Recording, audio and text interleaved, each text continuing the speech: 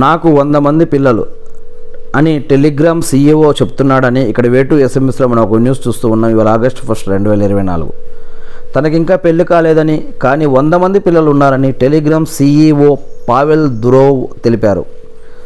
15 ఏళ్ల క్రితం నా ఫ్రెండ్ నన్ను వింత సహాయం కోరాడు. తన మిత్రుడు అతడి భార్యకు పిల్లలు పుట్టే అవకాశం లేకపోవడంతో వీర్యదానం చేయమన్నాడు.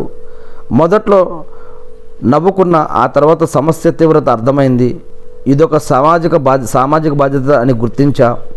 అందుకే 12 దేశాల్లోని 100 జంటలకు పైగా స్పెర్మ్ డొనేట్ చేశా అని పేర్కొన్నాడు. ఇలాంటివి కూడా ఉంటాయా?